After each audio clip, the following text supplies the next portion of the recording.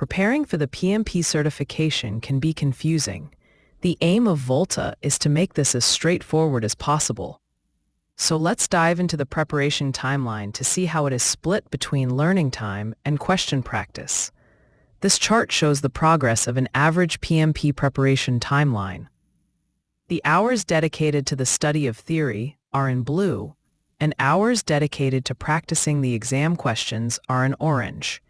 Here it is spread over about 5 weeks.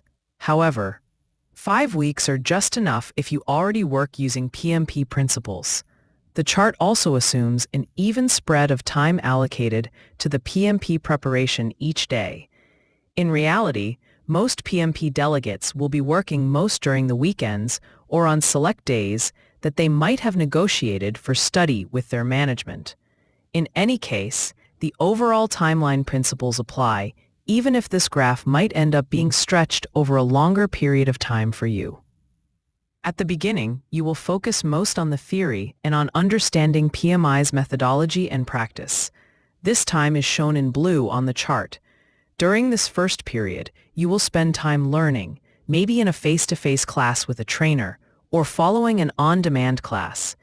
Even if you choose to study alone, at first you will be reading the books. As time proceeds, you will be doing more and more questions and practicing those. You will go back to the theory mostly when you get a question wrong and you want to understand the right answer. Also, as you proceed, you will introduce a simulated exam every now and then to test yourself against time.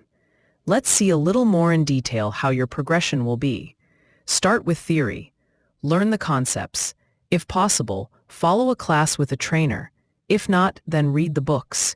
Use the Mastery Booster cards to repeat the theory and as memory joggers.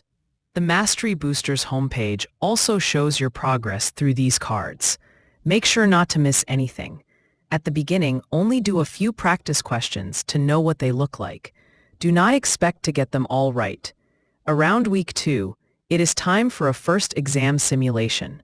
Try a small one, for example, a 30-question simulation.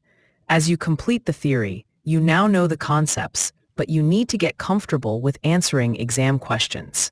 Therefore, you will need to pass to doing a lot of questions. Start with 10 questions a day and ramp it up to 50 questions per day or more. Use the questions progress tracker and the simulated exam progress tracker to see where you are doing well and where you need more practice. Regularly go back to the theory in the Mastery Booster cards to review forgotten or misunderstood concepts as they emerge from the questions. Use the AI feature to investigate concepts you don't understand. Around week 3 or 4, perform small exam simulations, 15 and 30 questions every few days. These give you a picture of your overall situation. You will notice things such as, are you taking too long? Are you slowing down after 50 or 100 questions? Do you stop paying attention after 25 questions? Learn to listen to your body and mind while preparing to strengthen yourself. By the end of your preparation, you will be doing nearly exclusively questions. Get at least 75% right before going for the exam. Towards the end of your preparation, during the week before your exam date, perform 1 or 2 full exam simulations. These will help you understand how your mind and your body react to the long exam and the continued attention needed.